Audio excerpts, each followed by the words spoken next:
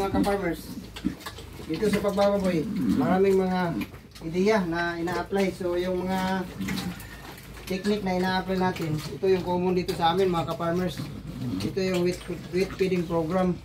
Kasi daw advantage dito, madaling matunaw, madaling tunawin, at direkta ang epekto sa kanilang katawan.